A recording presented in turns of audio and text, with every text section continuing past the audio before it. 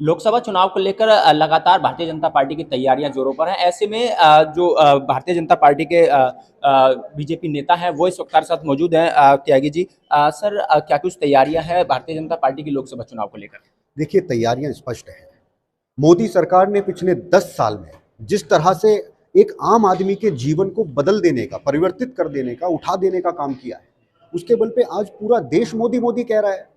और ये हम किसी परिवार, किसी नाम के ऊपर नहीं है। जो काम हमने किया है वो हम जनता के बीच में लेके जाते हैं और जनता हमको और प्रचंड रूप से चुनती है। ये पिछले चुनाव में हम देख रहे हैं और उसी रिपोर्ट कार्ड को लेके हम जनता के बीच में जा रहे हैं। जनता अपना मन बना चुकी है और 400 से ऊपर सीट लाकर भारतीय जनता पार्टी की प्रचंड बहुमत के साथ सरकार बनने जा रही है।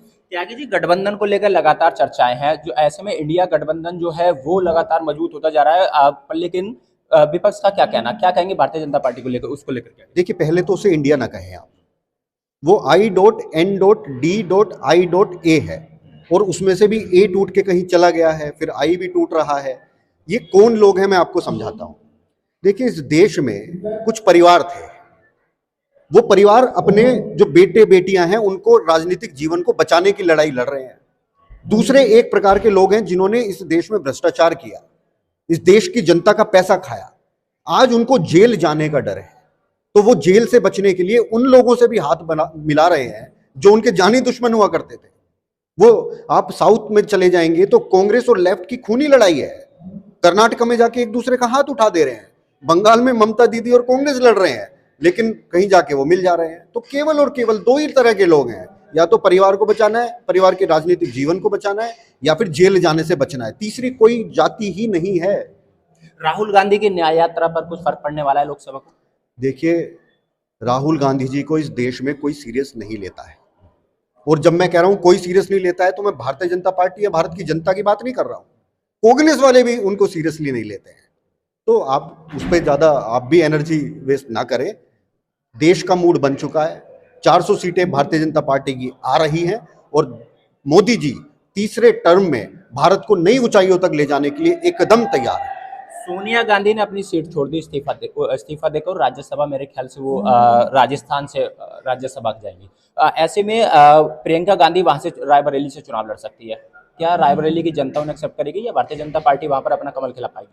देखिए, भारतीय जनता पार्टी कमल हर जगह खिलाई ही रही है और यूपी में तो हो सकता है इस बार आपको 80/80 देखने को मिले। लेकिन आपको ये कुछ अटपटा नहीं लगता कि सोनिया गांधी जी वहां से लड़ती थी, सीट खाली कर रही हैं, अब प्रियंका गांधी जी आ रही हैं? क्या हम किसी प्रॉपर्टी की बात कर रहे हैं क्या, किसी परिवार के? या हम राजनीति की बात कर रहे हैं? क्यों बेटी आएगी उस पर? क्या कांग्रेस में कार्यकर्ताओं की कमी है क्या? तो आप खुद सोचिए, किस तरह से कांग्रेस एक परिवार की पार्टी बन के रह गई है और उनकी दुर्दशा का कारण ही यही है। ये उनको समझना चाहिए। राहुल गांधी भी पहले की तरह 2 सीटों से अमेठी और वायनाड से चुनाव लड़ने वाले हैं साथ। देखिए, राहुल गांधी जी कहीं से भी चुनाव लड़े, उनके गठबंधन वाले उनके खिलाफ वहां लेफ्ट ने कैंडिडेट उतार दिया है। लेकिन बड़ी विडंबना आप देखिए, जैसे अरविंद केजरीवाल जी की आम आदमी पार्टी और कांग्रेस का कैसा रिश्ता था हम सब जानते हैं। एक दूसरे को गालियां देना, जेल में डलवाने की बातें करना, ये सब करते थे। ये माँ बेटा बेटी तीनों नई दिल्ली रहते हैं, नई दिल्ली सीट पे वोट करते हैं, लेकिन वहां पर हम आम आदमी पार्टी के कैंडिडेट को वोट डालेंगे। ये दूरदर्शा कांग्रेस की है कि जो उनके शीर्ष नेतृत्व है उसको भी हाथ के सिंबल पे वोट डालने का अधिकार नहीं रहा है, वो झाड़ू पे वोट डालेंगे।